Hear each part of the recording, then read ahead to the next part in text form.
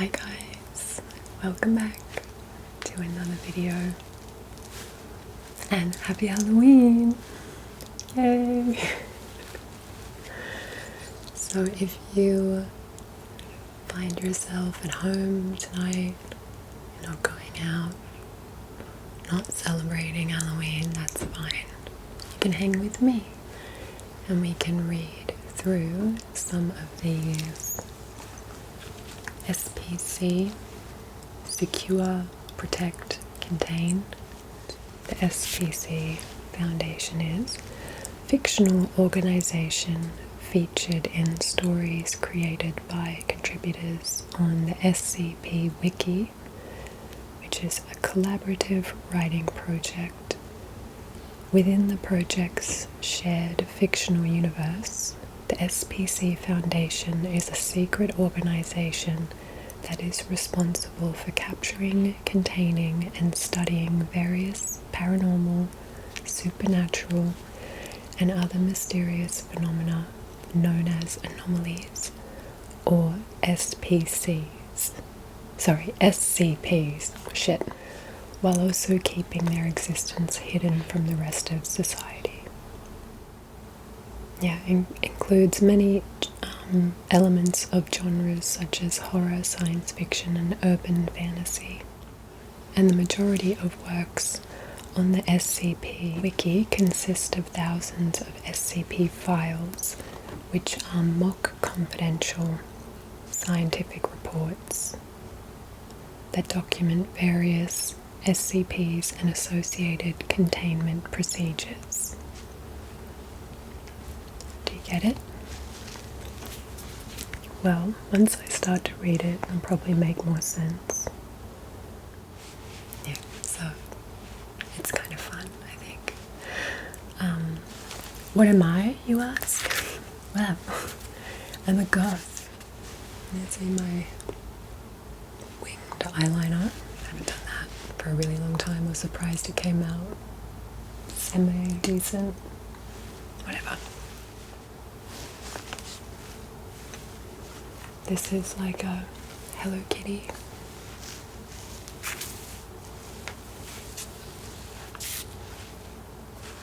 What does that say? Sad girl. So I thought I would just read through different ones. I did, this is the website.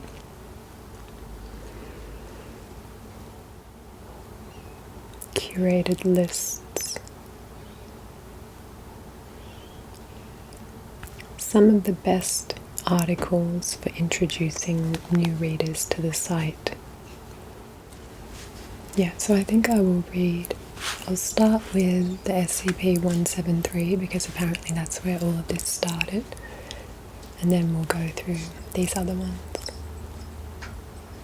And before we get started, I just want to quickly remind you about my website, dianaasmr.com.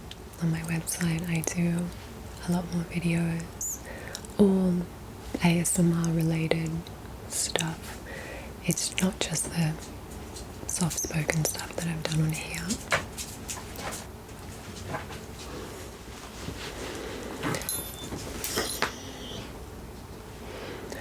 And it's been really a lot of fun for me. I've been really enjoying it so far, and please go check that out. Yeah. So let's get into it, guys. First one, SCP-173, where it all started. So the object class, Euclid, I'm not sure what that means yet. Special containment procedures. SCP-173 is to be kept in a locked container at all times. When personnel must enter SCP-173's container, no fewer than 3 may enter at any time, and the door is to be relocked behind them. At all times, 2 persons must maintain direct eye contact with SCP-173 until all personnel have vacated and relocked the container. Description: moved to Site 19, 1993. Origin is as of yet unknown. It is constructed from concrete and rebar with traces of Krylon brand spray paint. SCP-173 is animate and extremely hostile. The object cannot move while within a direct line of sight. Line of sight must not be broken at any time with SCP-173. Personnel assigned to enter the container are instructed to alert one another before blinking. Object is reported to attack by snapping the neck at the base of the skull or by strangulation. In the event of an attack, personnel are to observe Class 4 hazardous object containment procedures. Personnel report sounds of scraping stone originating from within the container when no one is present inside. This is considered normal, and any change in this behavior should be reported to the acting HMCL supervisor on duty. The reddish-brown substance on the floor is a combination of feces and blood. Origin of these materials is unknown. The enclosure must be cleaned on a bi-weekly basis.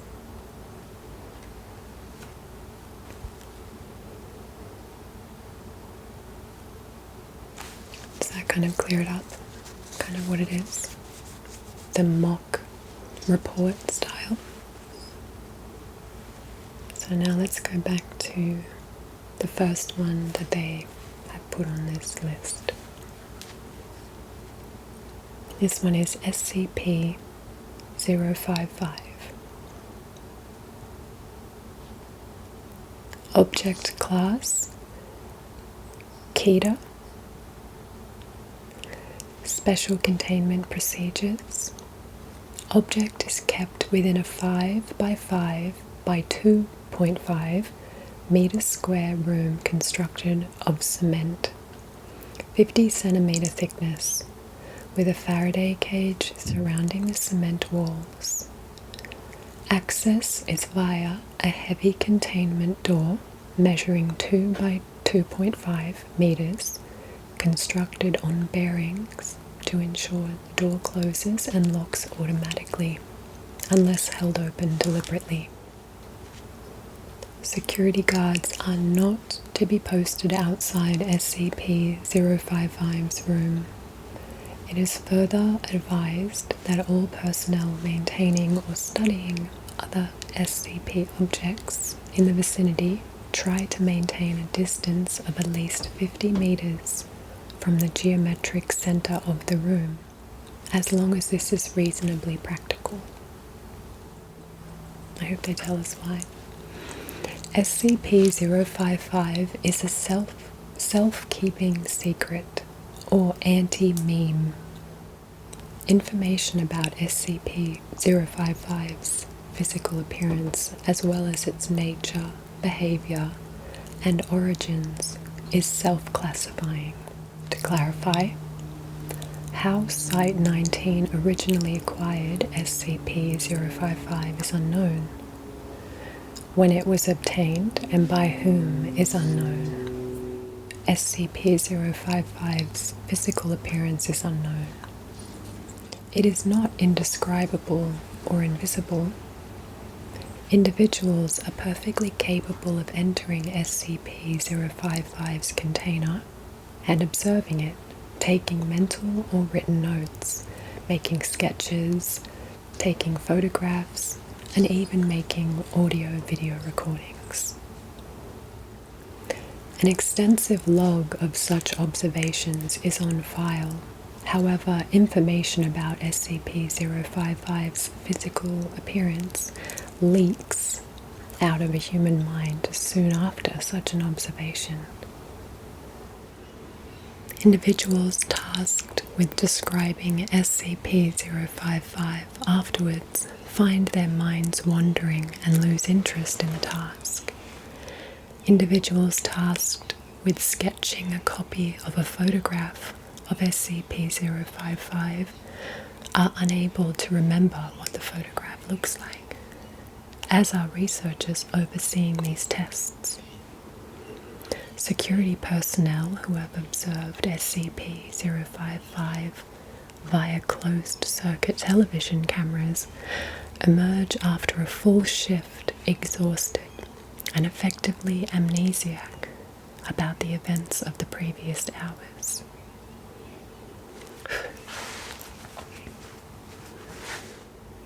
Who authorized the construction of SCP-055's containment room, why it was constructed in this way, or what the purpose of the described containment procedures may be, are all unknown. Despite SCP-055's container being easily accessible, all personnel at Site-19 claim no knowledge of SCP-055's existence when challenged. All of these facts are periodically rediscovered, usually by chance readers of this file, causing a great deal of alarm. This state of concern lasts minutes at most before the matter is simply forgotten about. A great deal of scientific data has been recorded from SCP-055, but cannot be studied. At least one attempt has been made to destroy it, or possibly move it from containment at Site-19 to another site, meeting failure for reasons unknown.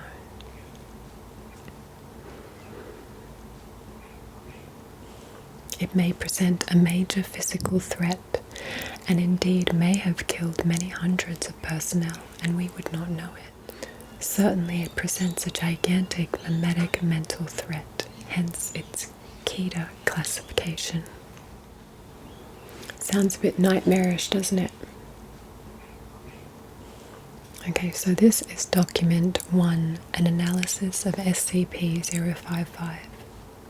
The author puts forward the hypothesis that SCP-055 was never formally acquired by blank blank and is in fact an autonomous or remotely controlled agent, inserted at Site-19 by an unidentified third party for one or all of the following purposes: to silently observe or interfere with activities at Site-19, to silently observe or interfere with activities at other SCP locations, to silently observe or interfere with activities of humanity worldwide, to silently observe or interfere with other SCP objects, to silently observe or interfere with blank.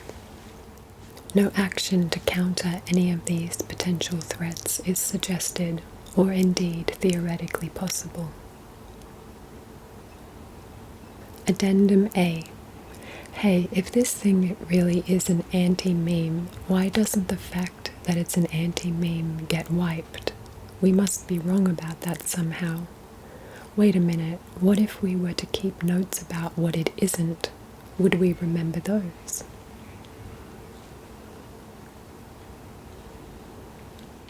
So document 2, report of Dr. John Marachek. Survey team number was successfully able to enter SCP-055's container and ascertain the appearance and, to some degree, the nature of the object. Notes were taken according to the project methodology, C blank, after which the container was sealed again. Excerpt from a transcript of personnel debriefing follows. And one of the interviewers is blanked out. Dr. Hughes, okay, I'm going to need to ask you some questions about number 55 now. Number what? Dr. Hughes, SCP Object 55, the object you just examined.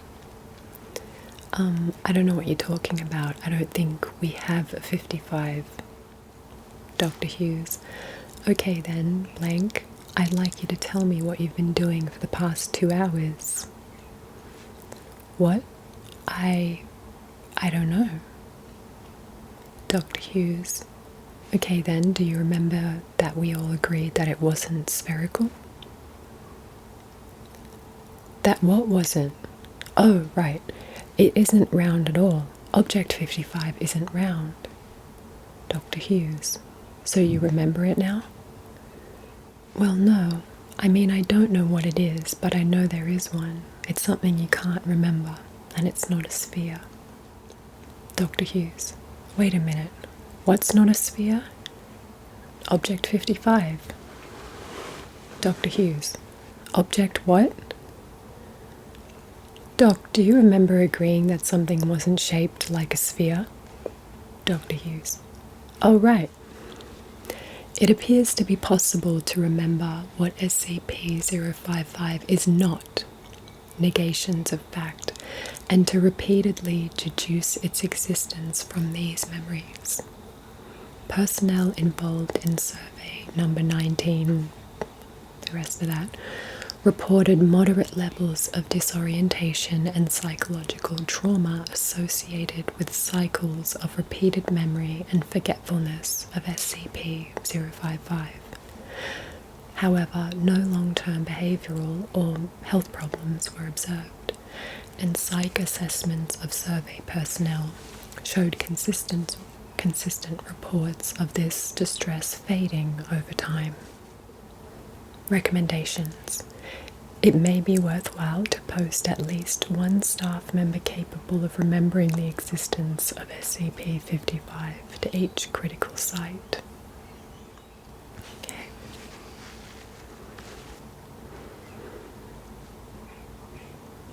This next one, SCP-087. And there's an image. A staircase. So this object class is Euclid as well. Special containment procedures. 87 is located on the campus of Redacted.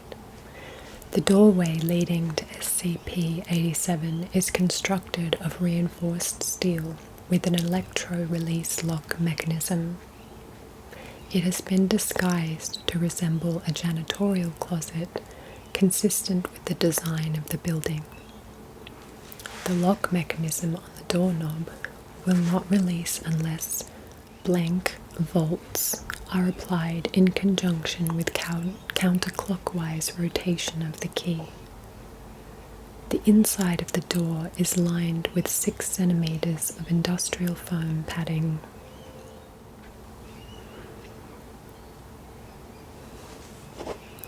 Due to the results of the final exploration, see document 87 IV, no personnel are permitted access to SCP-87. Description: 87 is an unlit platform staircase.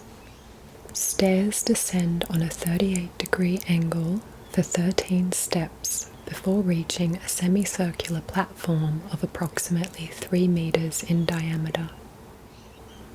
Descent direction rotates 180 degrees at each platform. The design of 87 limits subjects to a visual range of approximately 1.5 lights. A light source is required for any subjects exploring 87, as there are no lighting fixtures or windows present. Lighting sources brighter than 75 watts have shown to be ineffective, as 87 seems to absorb excess light.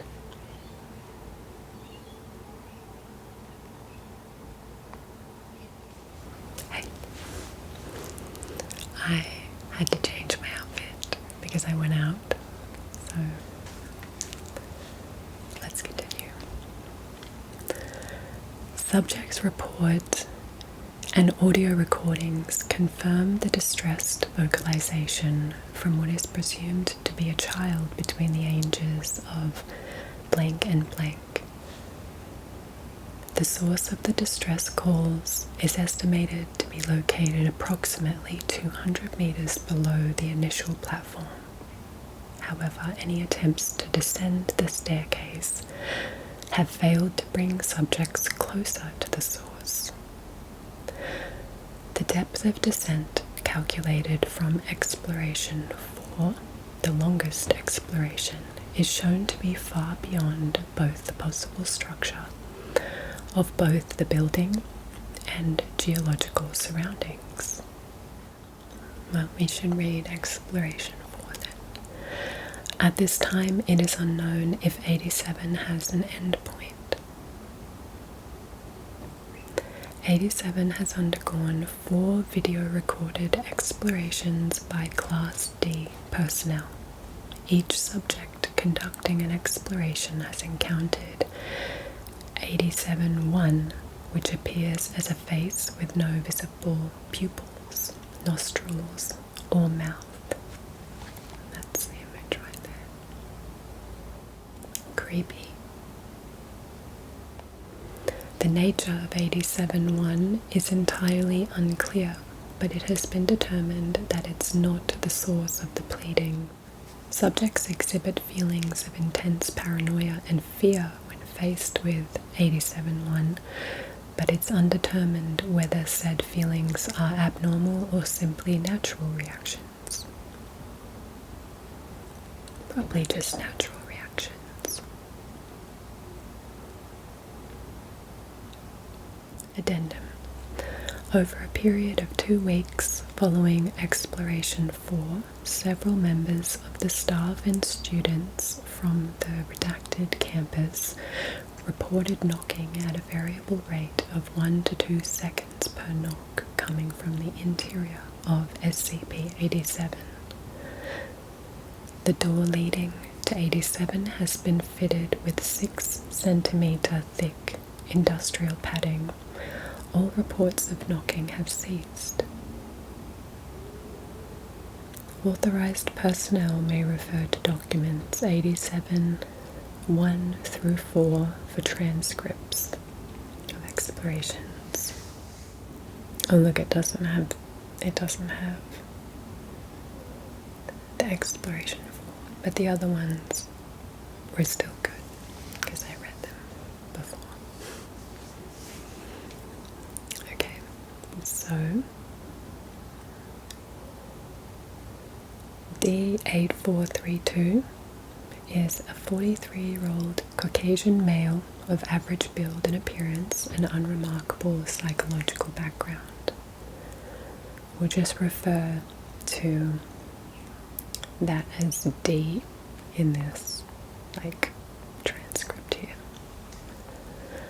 Class D designation is a result of demotion due to mishandling SCP blank.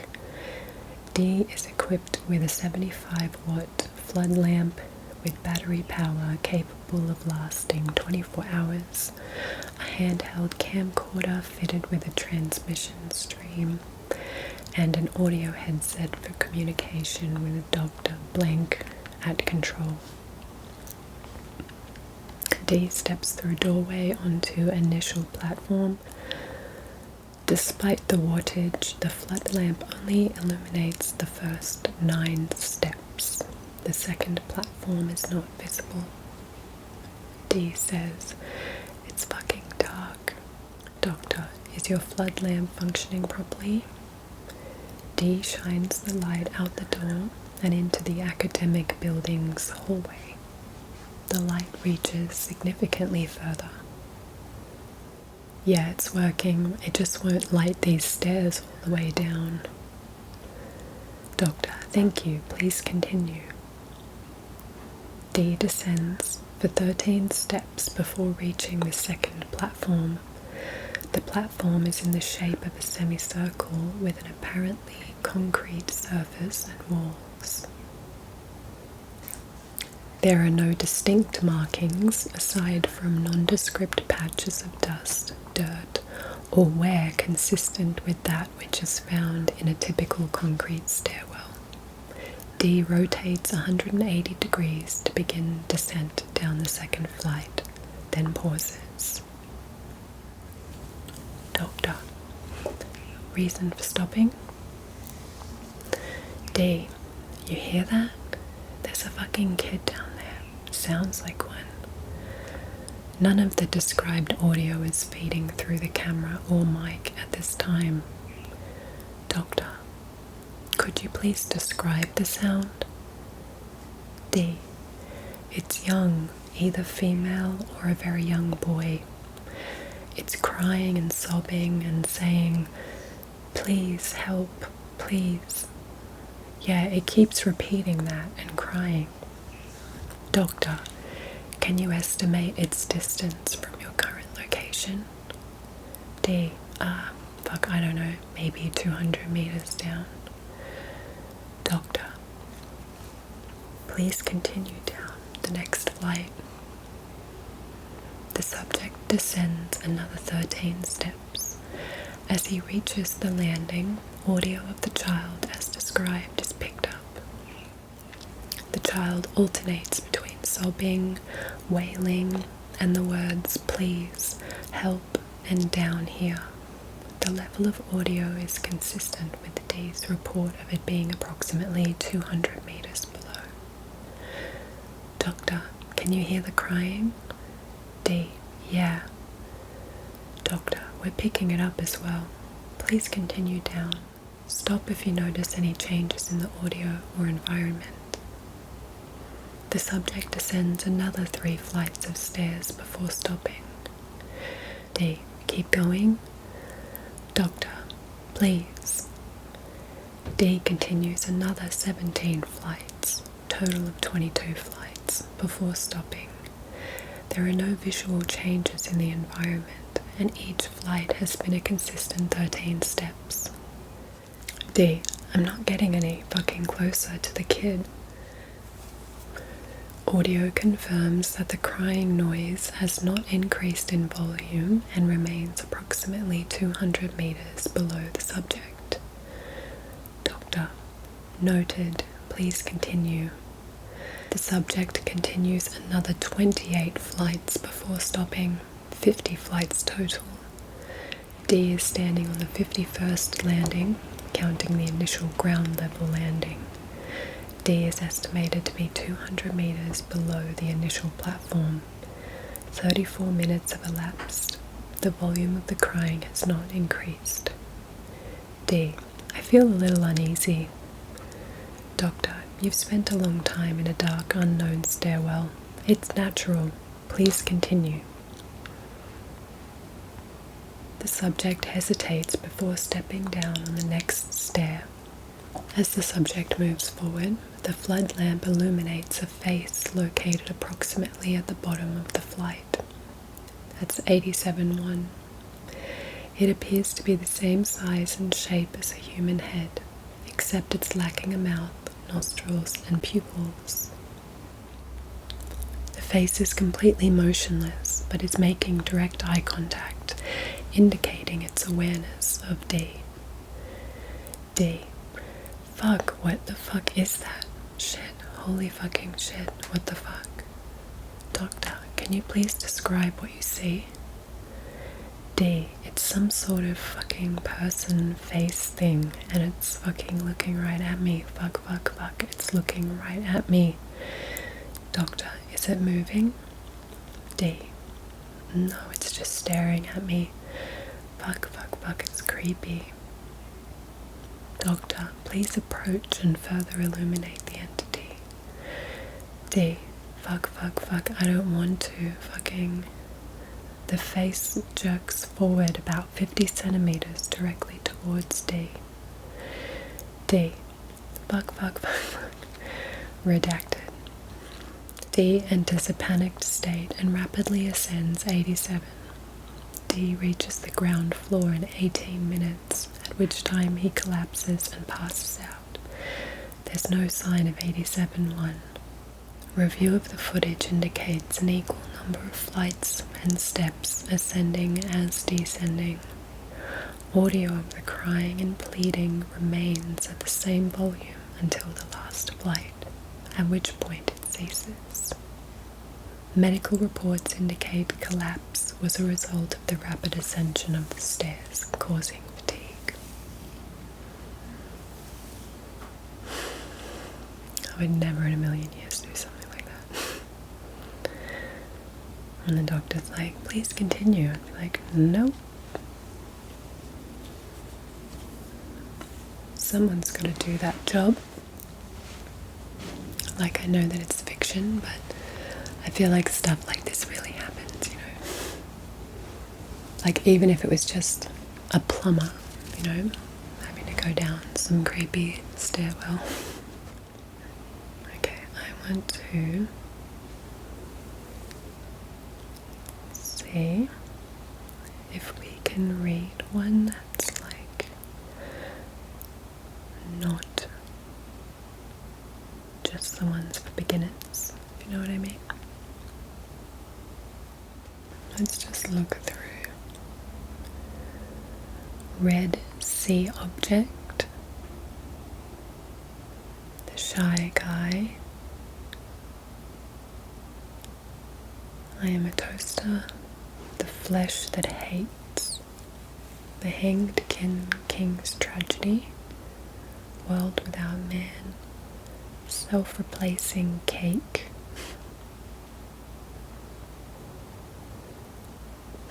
That's funny.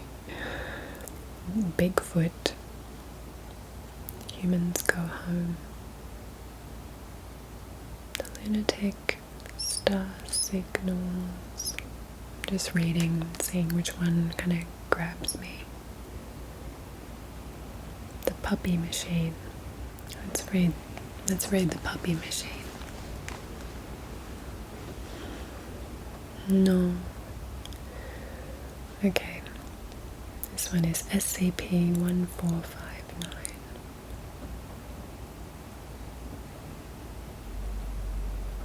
Object class safe.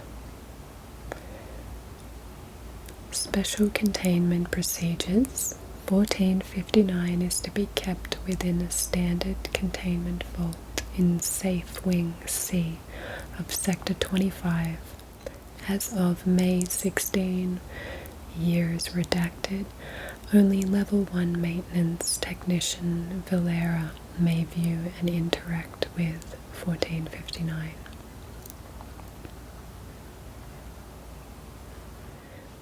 MT Valera is to be presented with the opportunity to receive a mild amnestic to ameliorate emotional escalation between testing sessions.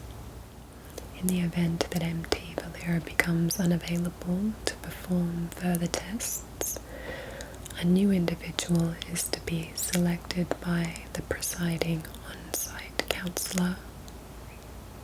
By executive order, testing is to continue indefinitely. Okay, here we go. Description. I was thinking, what is this thing? 1459 is a modified claw crane arcade game machine that stands 2.3 meters by 1.2 meters by 1.5 meters. Like most machines of this variety, it has a central rectangular space with 3 clear walls on its front and sides, with a white plastic floor and back. However, 1459 is unique in that the inner chamber has no chute where a prize would normally be dispensed. The front panel features 2 coin slots, a large red button, a microphone, a digital numeric display, a sign that reads "Win a cookie," and a thin horizontal slot from which the aforementioned baked goods are dispensed. There is no power cord attached to the back of the machine, nor is one needed, as it is presumably powered by anomalous means. When 1459 is inactive, the central chamber is completely bare. 1459 cannot be forcefully opened or damaged by any known means. When one US $quarter coin is deposited into 1459, a hatch will open in the ceiling of the central chamber, and a claw carrying an instant of 1459-1 will descend from it. 1459-1 and other materials produced by 1459 are often too large to normally fit in the upper section of the machine. It is unknown if these materials are manifested by 1459 at the beginning of game sessions or if they are teleported from another location. After depositing the instance of 1459-1, the digital numeric display will present the number of games that have been played previously, and a voice recording will play urging the player to press the button and describe a way 1459-1 can be destroyed. After this message has been played, the button on the front panel will glow and the numeric display will initiate a 15-second countdown. The player may then press the button and dictate into the microphone any lethal action that can be performed upon 1459-1, with the only restriction being that players cannot choose a method used in a previous game. Okay. 1459-1 are juvenile domestic dogs, the breed and gender of which varies. 1459 typically selects a breed that individual players hold the most affection towards. Aside from the seemingly infinite quantity that 1459 contains, instances of 1459-1 do not appear to display any innate anomalous properties and generally behave in a manner consistent with animals of their variety. However, 1459-1 instances may occasionally be subjected to anomalous changes to their physiology or behaviors in order to facilitate the method of destruction dictated by the player. So it's like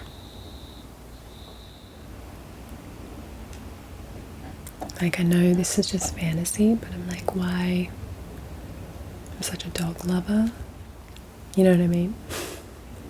If the player states a method of extermination within the allotted 15 seconds, the hatch in the ceiling of the inner chamber will open and an array of mechanical arms will descend, carrying whatever is necessary to carry out the player's suggestion.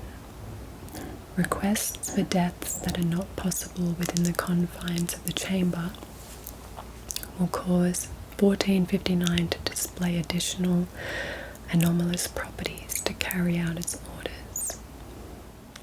See experimental log.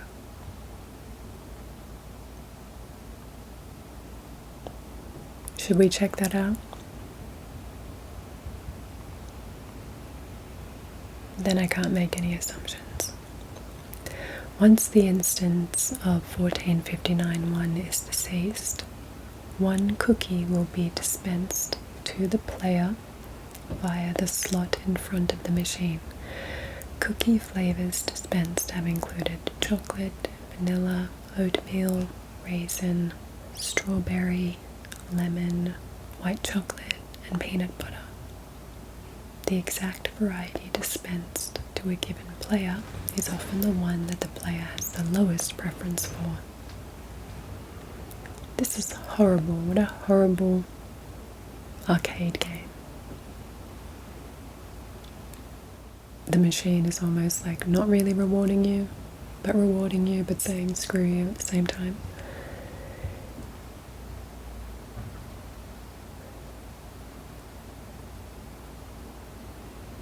Oh my god, okay, the next part I'm going to read. If the player fails to state a method of extermination, or the method proves insufficient, a robotic arm will descend from 1459's hatch and bludgeon the 1459-1 instance until it is deceased. No cookie will be dispensed following this event. 1459 automatically cleans its interior chamber after every game. First, an arm holding a broom descends and sweeps the remains of 1459-1 into a trapdoor. Next, 1459 wipes down the surfaces of the chamber by deploying arms equipped with flat rubber implements, spray bottles containing a soapy solution, and clean white towels.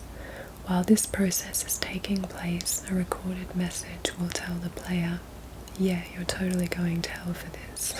Play again." Totally. Unless you didn't know what the game was before you played it. Experiment logs.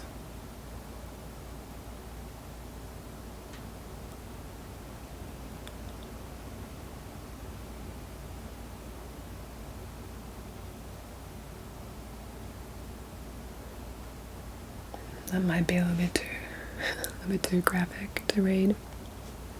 Wow, okay, so this stuff gets pretty hectic. And if it has a cute name like the puppy machine, it's probably not gonna be cute.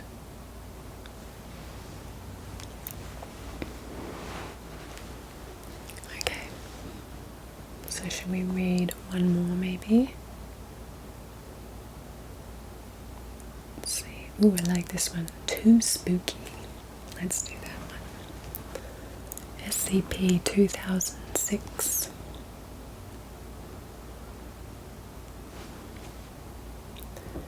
Object class. This one that I don't know if I say it right. Kita. Screenshot.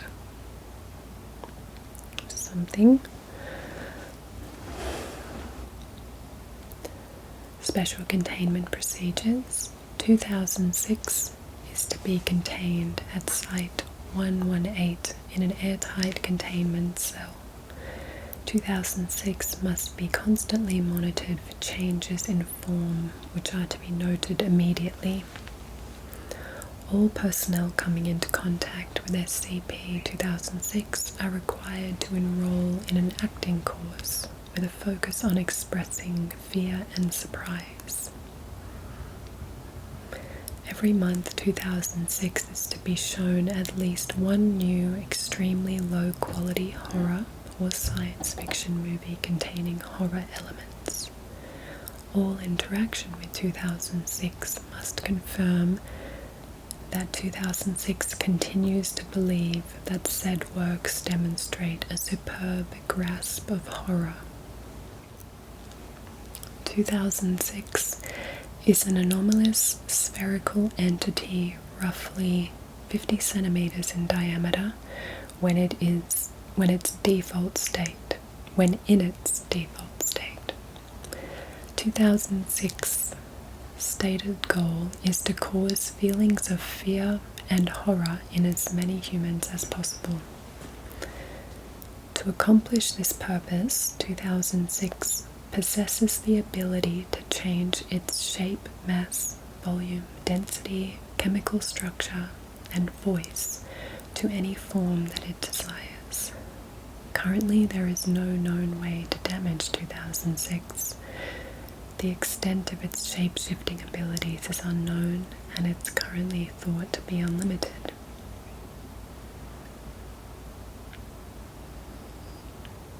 So why do you have to enroll in an acting course then? Wouldn't it be genuinely terrifying? Let's find out. Currently, 2006 has demonstrated a fondness for taking the forms of various entities and villains from the various horror and science fiction movies that it has witnessed. The most common form the 2006 has taken is that of Roman from the 1953 movie Robot Monster. 2006 is capable of speaking even when it possesses the form of an entity that is normally unable to speak. 2006 will generally attempt to startle and or scare any individual it comes into contact with, but after doing so, it will become affable and friendly. Oh, that's kind of cute. The reason behind this is currently unknown. It's kind of cute. Because it's not trying to kill you, right? It's just trying to scare you. Although 2006 has repeatedly stated its goal of causing as much fear as possible, 2006 is a poor judge of concepts that cause fear in humans and constantly searches for new methods in which to accomplish its goal. This poor recognition extends to recognition of emotions in humans, as 2006 is incapable of distinguishing between subtle differences in emotion that would be obvious to a human.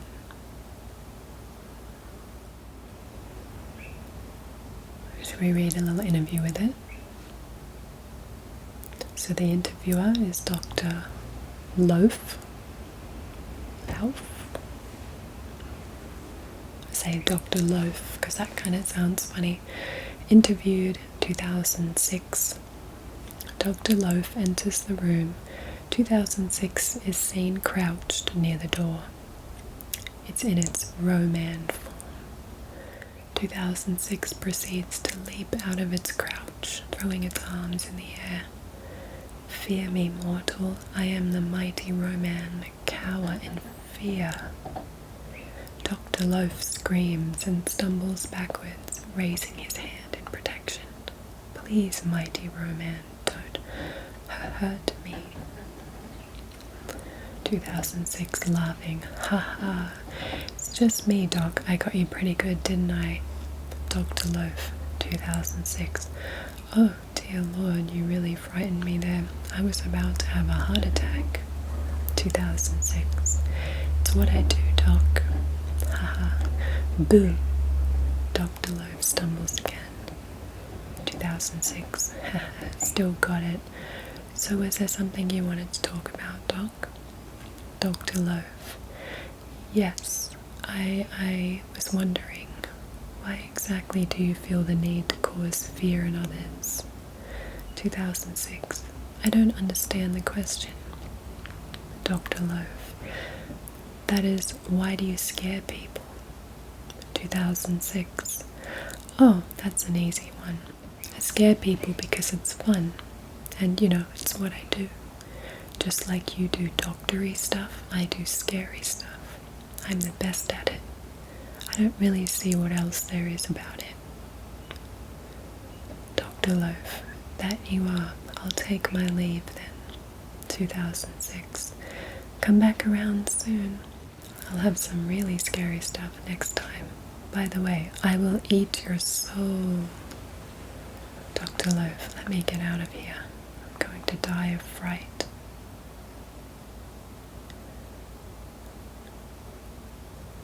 Addendum. The current site director for Site 118 has issued the following memorandum regarding 2006. I've been getting reports of some of the lax behavior regarding 2006. Many personnel have been heard laughing at 2006 during surveillance when it watches a new movie or when it attempts to scare individuals. Some personnel have been heard questioning why 2006 is classified as a Kita entity. I'm here to remind you that a Kita entity is a Kita entity, regardless of how innocuous it may seem. No, 2006 is not a rampaging demigod, nor is it a regenerating super lizard. However, it possesses the same level of danger as any other Kita that the Foundation has contained. Think of 2006's purpose. It wishes to scare people. Imagine what would happen if 2006 broke containment and found out what really scared people. Imagine if it saw the horror and fear of war, or the concepts of paranoia or phobias common to each and every human being. Imagine if it found the true horror of a nuclear holocaust or an XK class scenario. Now couple that with an entity that possesses shape-shifting abilities with no known limits, and you'll understand why it's classified as Keter. All personnel mentioned above have been suitably disciplined. I do not want to hear about this again. Yeah, then it would make me seem a little bit psychopathic, because it would be all nice to you after scaring you, like terrifying you.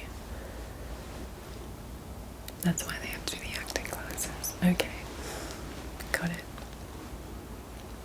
Well, I'm glad that was the last one that I'm reading, because it was kind of cute, sweet, hopefully leaves you in an okay mood.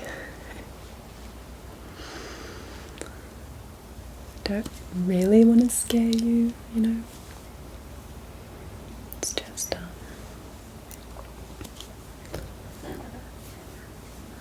you know, it's the spirit of Halloween.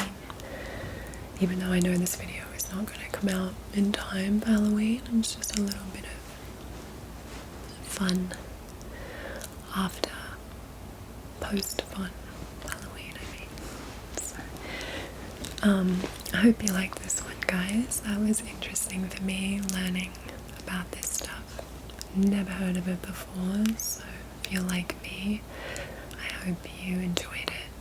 And if you have been a fan of SCP for a while now, I hope I did it justice. So, thanks for tuning in, guys. Thanks for suggesting that one to me, and